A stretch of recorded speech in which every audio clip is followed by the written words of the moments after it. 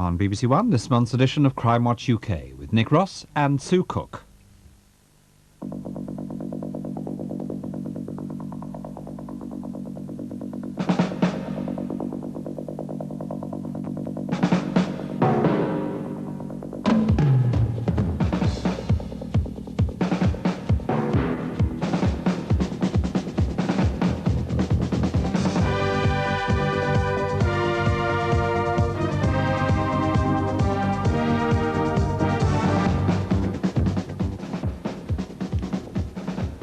Good evening. We had some excellent results after last month's programme, which have now brought the total number of arrests for serious crimes to more than 320, and that's thanks entirely to information from Crimewatch viewers.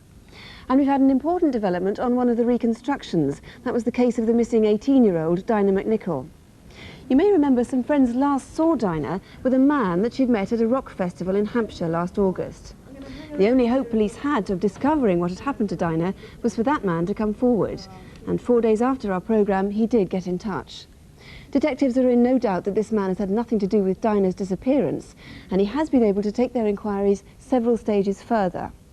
The man remembers that on the Monday after the festival, he and Dinah decided to hitchhike home. It was early in the afternoon when a motorist offered them a lift.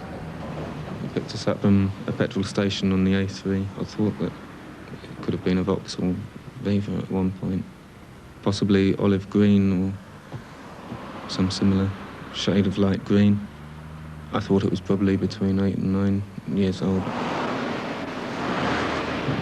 Oh, that concert was brilliant, wasn't it? I mean, I've never been. As far as I can remember, the driver had sort of straw-coloured, wavy hair, between 35 and 45. He asked the driver to drop him at junction 8 on the M25, the Reigate turn-off, leaving Dinah in the car. See you then, bye. I was definitely under the impression that she was going home. Dinah gave me a telephone number when I was getting out the car, and I phoned her up, but there was never anybody in. Well, Dinah's home is in Tillingham in Essex, which is a good 80 miles away from Reigate. So the crucial question now is what happened to Dinah after that? If that motorist was you, or you know who he is, or if you know anything about where Dinah may have gone next, remember we're talking about August last year, please do call us. More detectives have been drafted into the incident room, and it is now being treated as a full-scale murder investigation. The number here to the studio is 081 811 8181, and our lines are open now. Has anyone offered you some electrical goods which have fallen off the back of a lorry? The truth, of course, is that nothing's ever stolen without someone having been a victim. Our next case is one in which the choice of victim seems to have been random. In fact, the whole crime might have been opportunist. This is Sevenoaks in Kent on Friday the 24th of April at 20 to 9 in the morning. Linda Cottam, a manageress for Seaboard, was arriving to open up the local electricity showroom.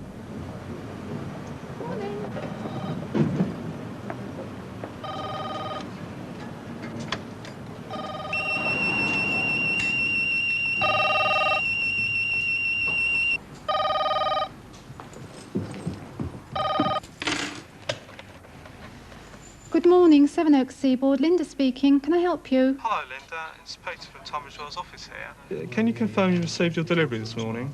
I don't know. I've only just arrived and unlocked. I haven't been in the storeroom yet. Why? Is there a problem?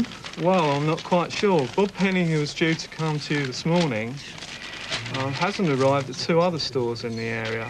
Hey, mate, what time are you going to be missed? Due at Richmond, 7:30. I'll just pop into the stockroom and check. Would you like me to call you back, Peter, or will you hold on? OK. Look, don't fit me up. I asked you what you got in the van. Now, what's it worth? What is it? I'm not messing you about. I'm telling you, it's cookers, heavy gear, heavy stuff.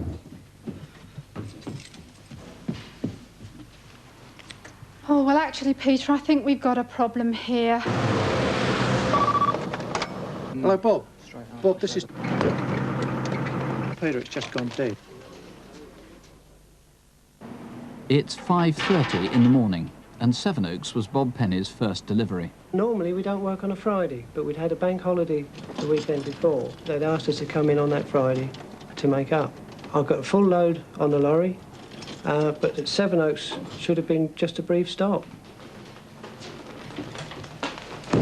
I did notice on one of my return trips to the lorry that there was a Cortina turning in the courtyard. There was 2 men in it. But on my return journey, I noticed that the car was empty, so I presumed that the 2 men had gone into the flats above the shop. Inside. Get inside. I said, get inside.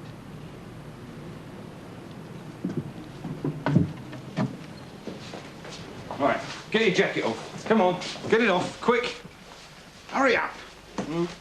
Keys. Well, as the man with the beard had a knife, I wasn't going to argue with him. What are them keys there? What do they do? Well, they are the keys to the lorry. They're my wagon keys. I was scared and confused. Just didn't know what was happening next. Get your trousers off. Don't you look at me. Keep your head down. What about a tail lift on a lorry? How does that work? It's got 2 buttons, one up, one down. It's got some flaps, 2 at the side and 2 at the back. If you don't lift them in the right order, the tailgate doesn't open. And if you don't lift the lever at the side of the tailgate, the whole thing don't work anyway. You got that, Mick? Do some laces. Don't you look at me. Keep your head down. The bearded man that was doing most of the talking, his speech was slurred and he smelt heavily of alcohol, which was also a bit frightening. Right. You're coming with us. And they made it apparent that I was going with them. And I thought at that point that I was an embarrassment to them. I'd seen too much, so I didn't know where I was going, what they were going to do with me or anything. I did notice that as we were getting in the Cortina, the first 3 digits of the registration were WWW. Get in there. Get right in. Lay down. Keep your head down. Go on, right down. That's it. Right, stay there. The younger man drove the lorry, which followed the Cortina out of Sevenoaks. Bob recognised the route as the A21 towards London and saw several landmarks. The Badger's Mount Hotel, and up the road, the Fantail restaurant at Farnborough. How old are you? 42. 42, eh? I'm 42. You got any family? I wasn't sure whether the bearded man had the knife on him or not, but if he was talking to me, I felt it wise to answer him back. I've got to make some phone calls. Im, mate, what time are you going to be missed? On the one occasion Bob saw the driver of his lorry, he seemed clearly competent with heavy vehicles. Did you see this small convoy? At about 6:30, they reached Bromley. There'd be few people in the town that early in the morning. But maybe you were on a bus and saw a man lying in a car in his underpants and mouthing "Help, police." Bob recalls 3 women on the bus and, of course, the driver. Just after the town centre, they went through an estate like this. Possibly it was Downham, and the driver seemed exultant. We've done it. We've only bloody done it. Did you notice these early morning visitors on your estate? And why did they now want to stop Bob seeing their route?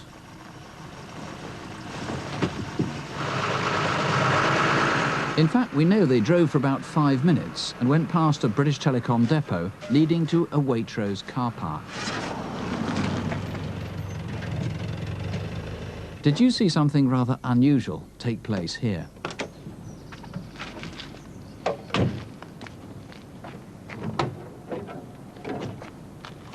Right, come on, get out. How'd you get? Come on, hurry up. Get out, quick. Keep your head down, don't look. When they put me in the boot, it was very disorientating, because then I didn't know where we were going or what was happening. I'd already been travelling for quite a while. I just felt that I had to get out of the shoelaces because they were hurting by then. I did manage to get out in the end. Go on. Right, come on, get your head up. In there. The boot was very uncomfortable, and the back axle was very noisy, and the petrol fumes were coming through. This is southeast London, Deptford, Rotherhithe, Peckham, New Cross, a region built round and under railway viaducts. Bob heard trains and another lorry. Maybe this is where the goods were transferred. One of the men got in the car and moved the car to the other end of what I presumed was the yard. I think to be out of earshot. And then something quite unusual happened. Wallet. I need your wallet. All right, mate. Go and get some breakfast, eh? Okay. Bob believed he'd been abandoned. But an hour later, they'd returned, and after several stops came here to Rotherhithe. Did you see them dump the truck in Warndon Street at 9:45? This is a residence car park off Avonlea Road in Peckham. The Cortina arrived here 15 minutes later.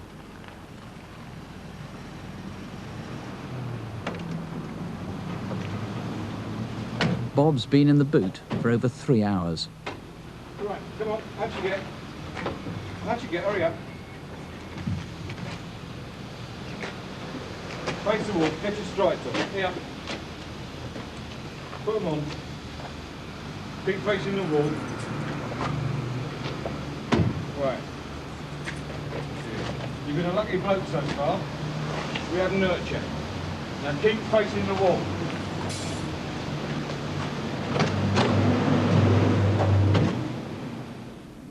I should say that Seaboard have quite radically changed their security procedures and delivery procedures because of that crime.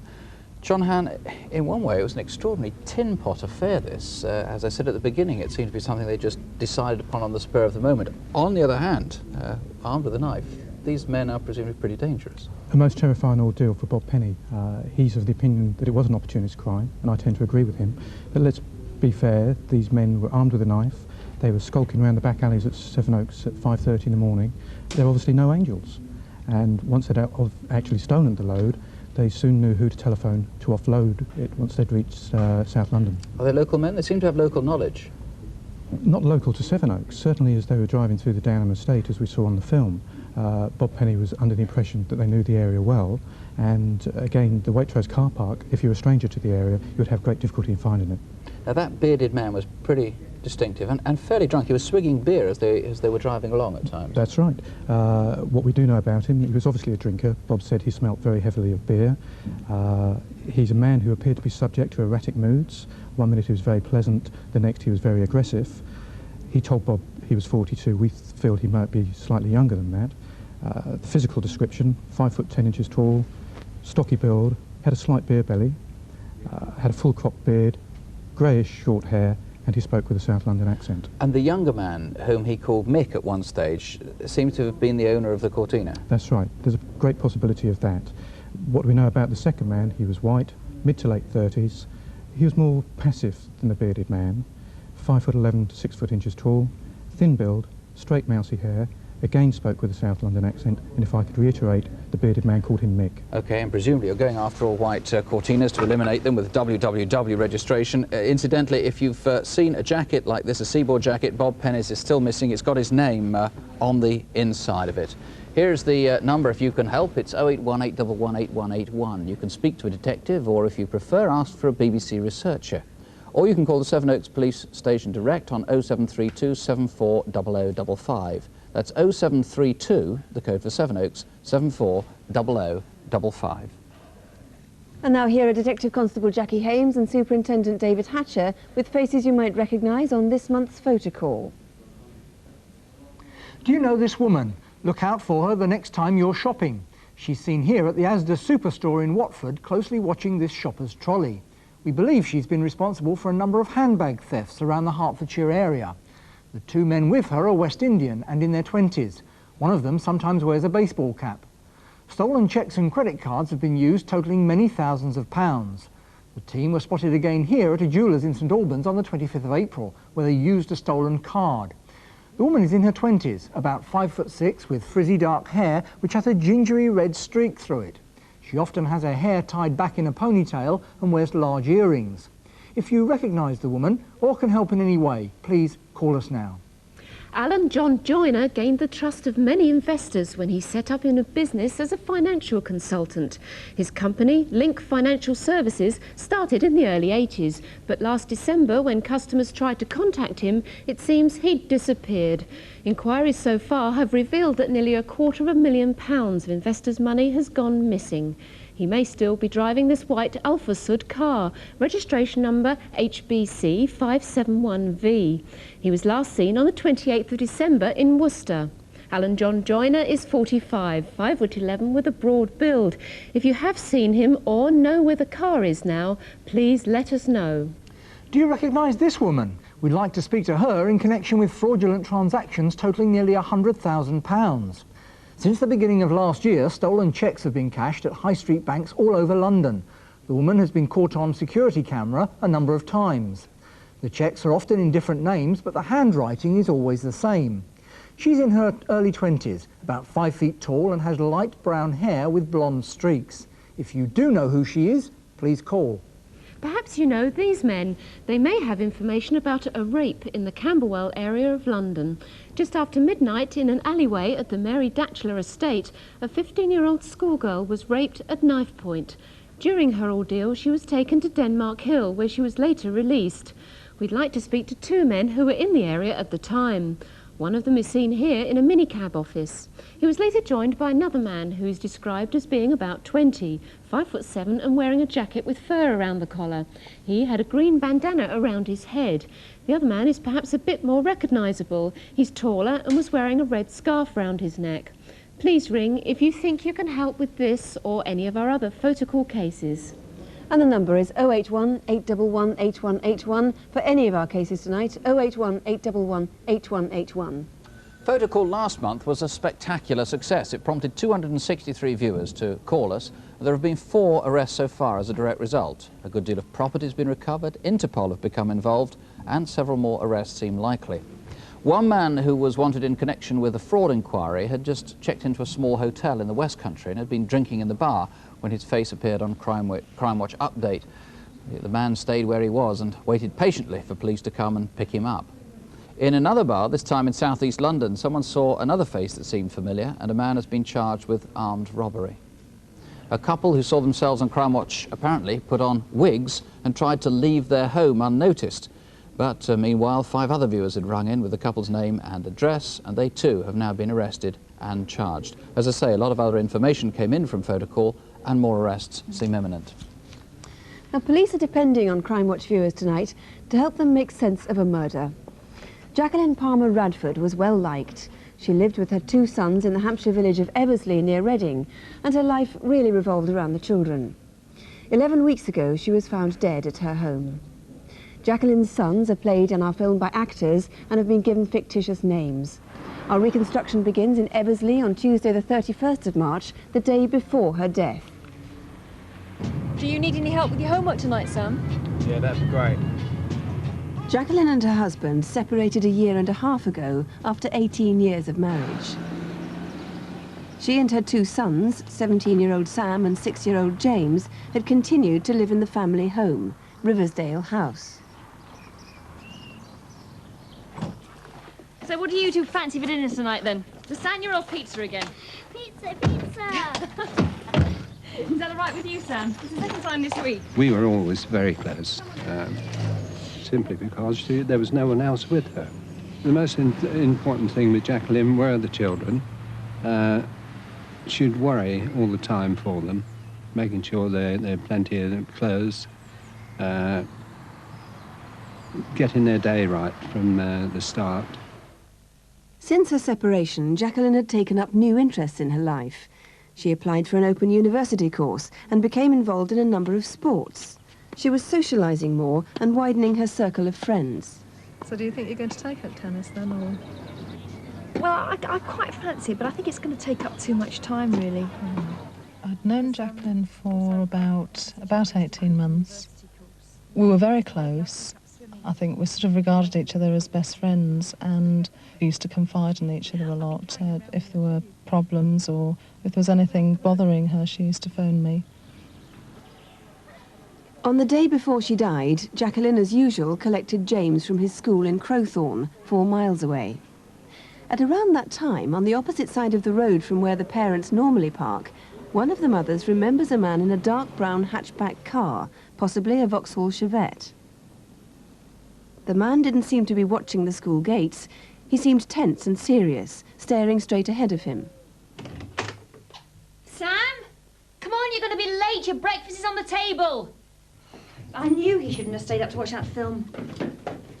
Oh, have you seen that assignment I was working on last night? Yes, you left it on the floor. I've put it in your college bag. Oh, now who can that be?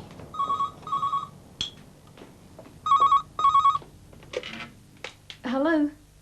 Oh, hi, Mum. Look, I can't talk now. I'm in a bit of a rush. Yes, we're running late this morning. OK, fine. I'll call you later. Yep, bye. A few hundred yards along the road from Riversdale House is a small office block. The main road through the village is a clear way, and employees arriving for work at about 8:30 that morning remember seeing a stranger in their small car park.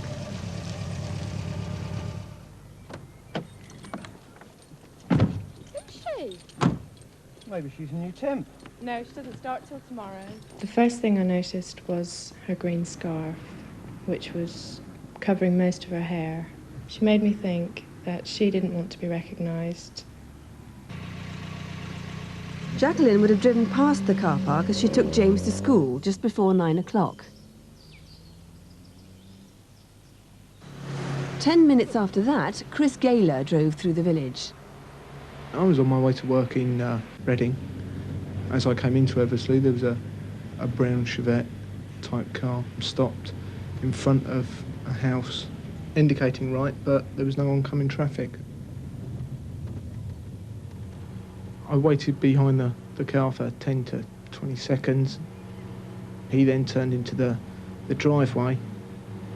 As I looked up the drive, there was a stone drive with a couple of garages at the end. There was no cars in the driveway. No one saw the car leave Jacqueline's driveway. Was it there when she returned from the school run 10 minutes later? Her mother remembers she sounded her usual self on the phone. Well, actually, I'm going shopping. I've got to go and buy James a new jacket. Yeah. Yeah, I thought I could try that new shop. Later that morning, the beige car was still parked outside the office block. I noticed the same car in a different parking space. The lady was still in the car, but she'd taken the scarf off her head. She was very, very pale, red or ginger, short hair. I got the impression that she was very slim. She seemed to be parked outside until at least mid-morning. At about midday, someone saw a smartly dressed man with a clipboard outside Riversdale House. There were plans to sell the house, although it wasn't yet on the market, but perhaps this was an estate agent or a surveyor. He may have seen something significant. At 4 o'clock, James was still waiting for Jacqueline to collect him from school. Come on, James. Mummy's not here yet. Shall we go and phone her?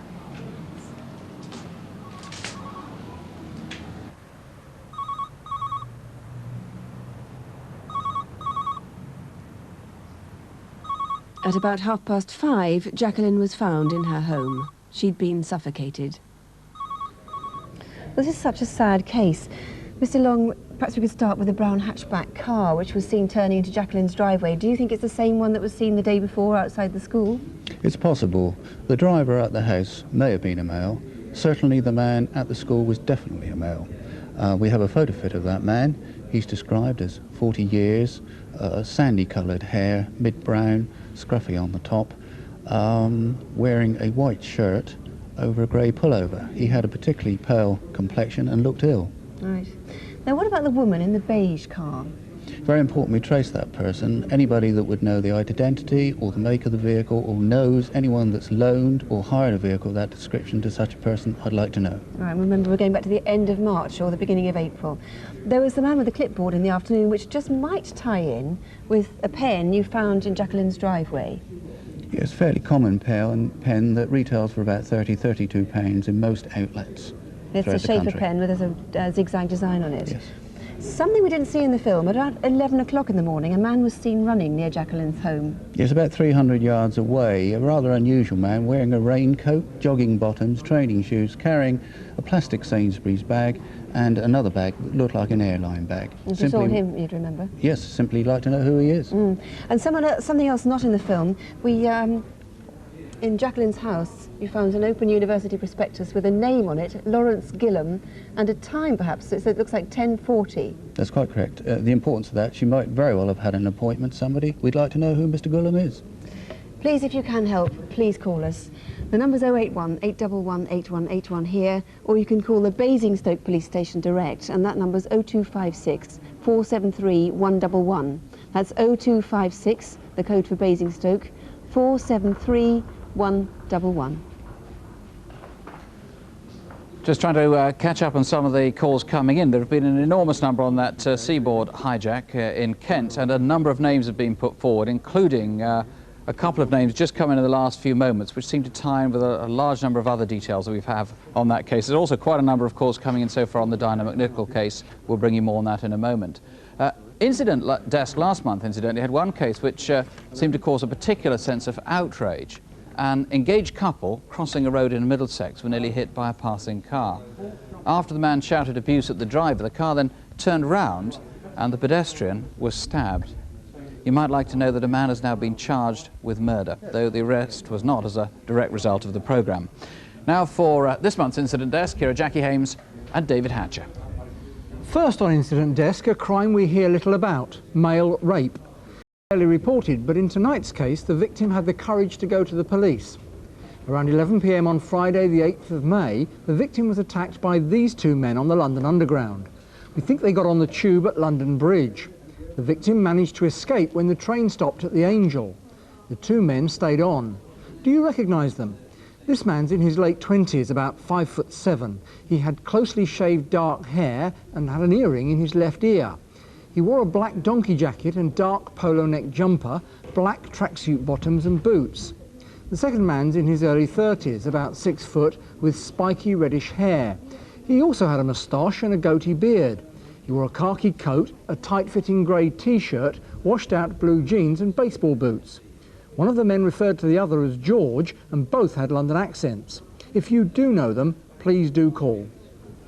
Carl Crooks was 10. He died minutes after being hit by a car only yards from his home. It happened on a Sunday evening, the 17th of November, in Collyhurst, Manchester, at around 6:20. Carl was crossing the 664 Rochdale Road between the junction of Whitley Road and Osborne Street when he was hit by a car believed to be travelling towards Manchester city centre. Witnesses saw two men in the car. They stopped, reversed, turned the headlights off and sped away. We now know from forensics that while the car was a white Ford Fiesta manufactured between 1976 and 1983, a piece of trim was partly detached and a headlamp broken on the driver's side. Witnesses remember a rear spoiler, square dowel headlights and a 7 and a V in the registration. Perhaps more importantly, they remember that the men in the car were in their mid to late 20s. The passenger's hair was dark and the driver's was lighter with blondish streaks. And there are other people who may be able to help. A dark-coloured Sierra or Granada was in the area at the time. The driver and possibly the passengers may have seen something. If you can help in any way, please do call, and perhaps someone involved may have the courage to phone in tonight. Finally, two robberies which we believe are linked. On Saturday the 4th of April, thieves broke into a house in Epsom, Surrey and stole paintings, antiques and, among other things, documents. Now these gave details of a relative's jewellery along with her address. She lived in Ammanford, South Wales. A month later, on Wednesday the 6th of May, this woman called at her house. There was a for sale sign outside and the woman persuaded the owner to show her round despite not having an appointment. Minutes later, the owner let in two men, who the woman claimed were her husband and brother. They threatened her with a knife, tied her up and ransacked the house. Do you recognise the woman? She's in her early 30s and about 5'5". She has distinctive green eyes, long blonde hair and is well spoken. Both the men were in their early 30s. One was about 5'11" with short dark hair. He wore a faded denim shirt and jeans. The other was taller and had dark curly hair cut short at the sides. He was wearing cream chino trousers and a black polo shirt. One of the things taken was a tea towel identical to this, with the motif Jonathan and Suzanne, January 26, 91. If you've any information or can help with any of our other incident desk cases, please do call. And once again, this is the number 081 811 8181. 081 811 8181. It can't be said enough that in crimes of rape, the assailant is usually known to his victim. That doesn't diminish the crime in any way, of course, but it does serve to underline that the attack women generally fear most, rape by a stranger, is, thank heaven, comparatively rare. When it does happen, though, it causes a particular sense of outrage.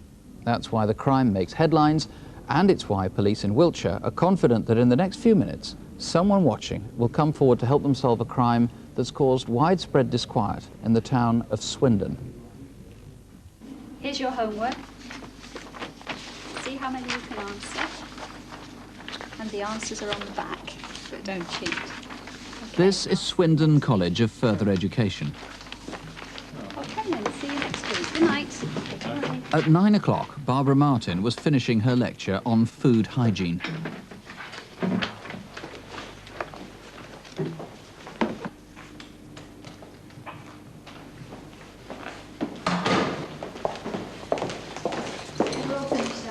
Thanks, Barbara. Good night. Bye. Barbara crossed from the catering block to the main block and walked up the stairs to the third-floor staff room. Hello, can I help you? I'm looking for my girlfriend. Ah, what does she do? There's nobody up here. Cooking. In that case, you're much more likely to find her over the other side in catering, where I've just seen you. Ah, thanks.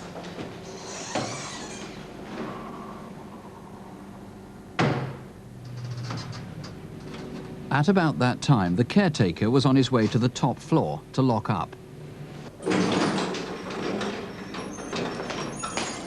What are you doing here? I've come to pick up my girlfriend from the food department. Well, this isn't the food department. Anyway, the catering classes are finished. They're all locked up. Oh, this is probably waiting in the car park.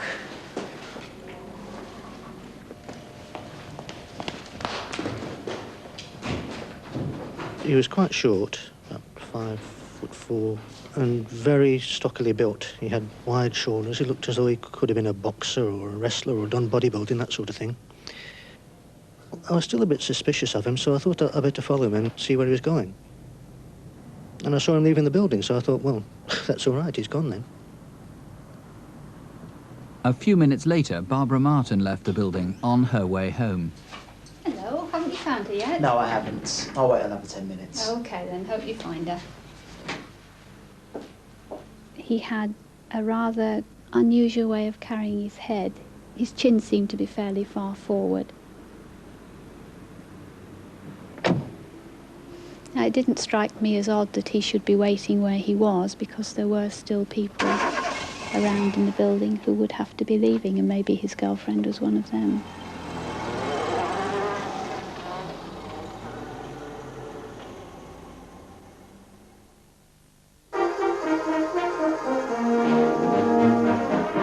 Two days later, at another site of the college, some 2 miles away, Swindon young musicians were rehearsing for a competition.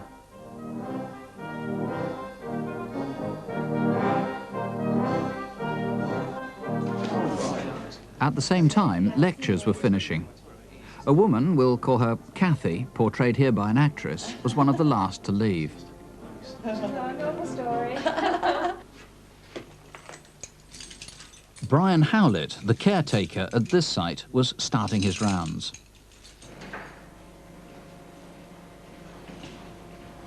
It must have been about 12 minutes past 9.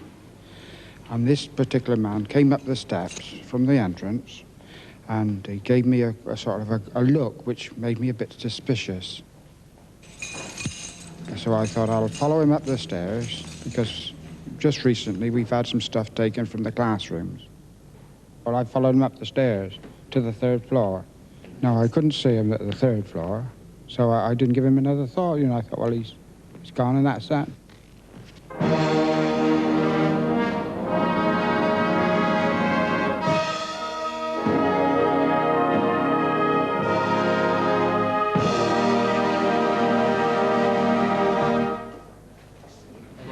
Thanks very much.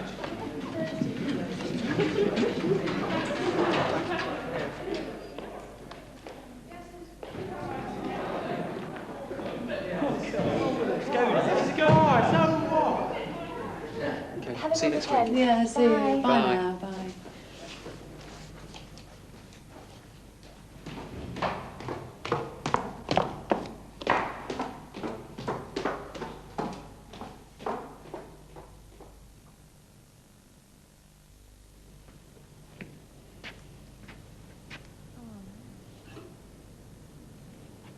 Police. I'd like to report a rape. A few minutes ago. Can you come as quickly as you can, please? Is something wrong?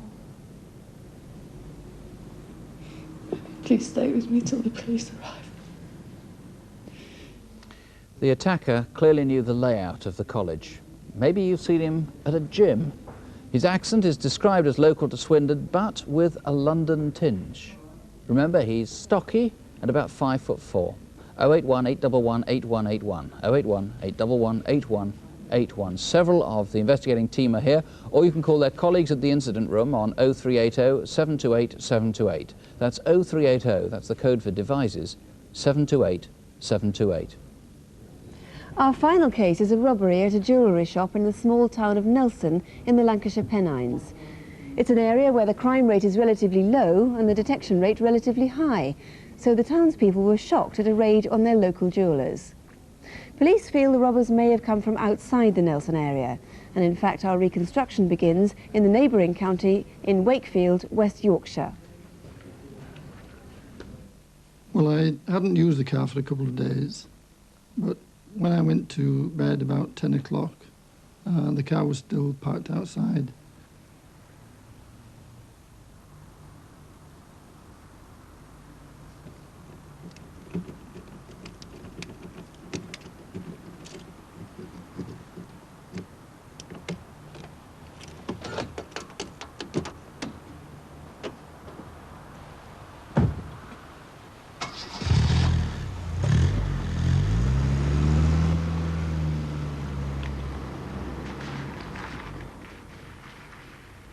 Radio Lancashire News at 1 o'clock. Good afternoon. The headlines: the temperature hots up in the electioneering. It's 2 days later and 50 miles away in the Lancashire town of Nelson. Scotland Road, the main shopping street, was fairly quiet that Thursday. Glenn Britton has managed the jewellery shop for the past 6 years. My father opened the shop about 25 years ago. We're quite well known throughout this area, but also we have a lot of clients from virtually all over the country. We specialise in the antique jewellery and watches and clocks, etc. Later that afternoon, Susan Riley passed the shop, as she does every weekday after work. Her husband waits on the corner to drive them both home.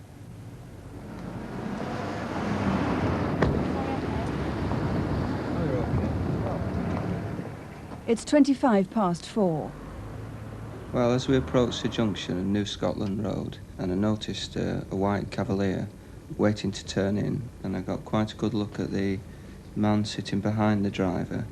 He seemed to be in his late 20s, quite a big bloke with black hair, probably a black moustache. The one I could see best was the driver. He had a thinnish face, longish nose, and was quite mean looking, and straggly light brown hair. He was between about 25 and 30.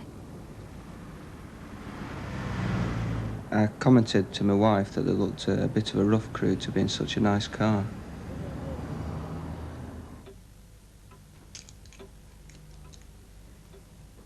Is this the right quote? Yeah, I think so. Right. When did he say he'd been to collect it? Late Monday afternoon. Right, well, you'll have to ring up and check that Right. it'll definitely be back. I'll phone in the morning. All right, then.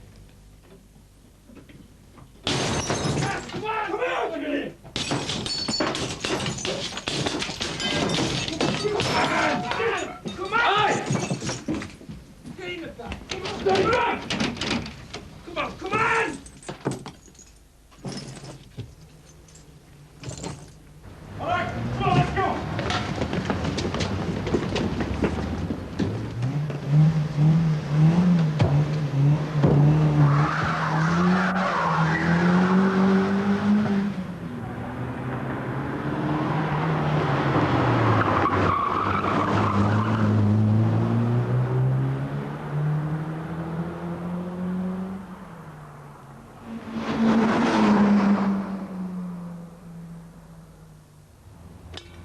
was on the riverbank and I heard a noise like the crunching of stones.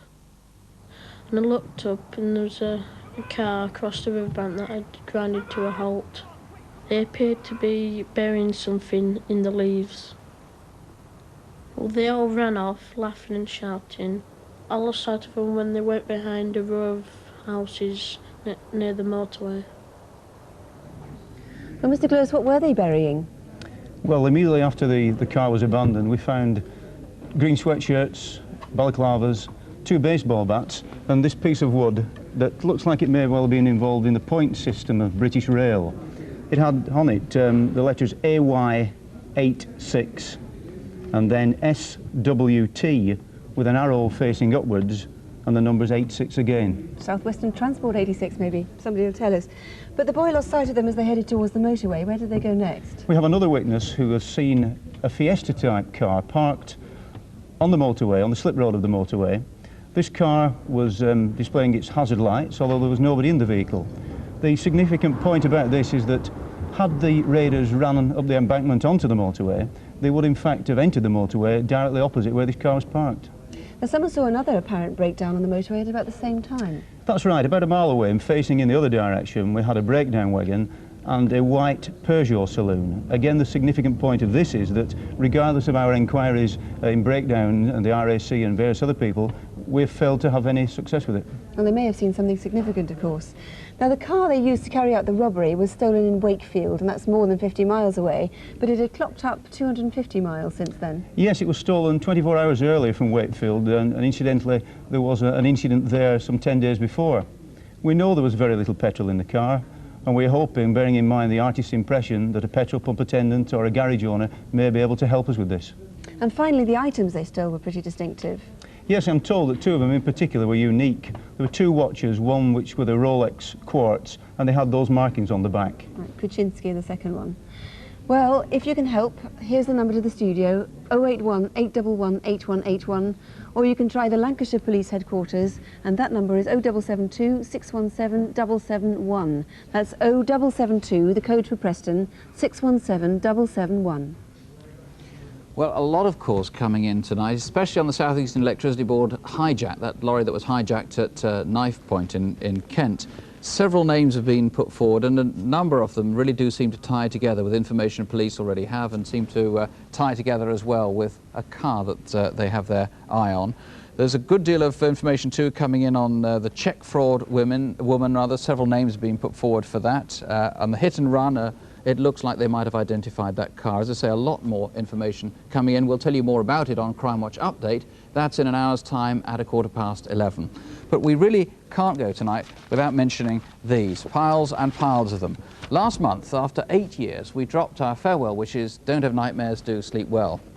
Frankly, I have to say, I thought the reassurance was wearing just a little bit thin. But I was plainly wrong. The result was a mailbag bulging with appeals to bring it back. There was a call to do the same. You may have seen it on Points of View. And as if that wasn't enough, with a perfectly straight face, a programme on ITV tried to swipe it as a catchphrase for themselves. Now that really would be something of a crime, so don't have nightmares, do sleep well. Good night. Good night.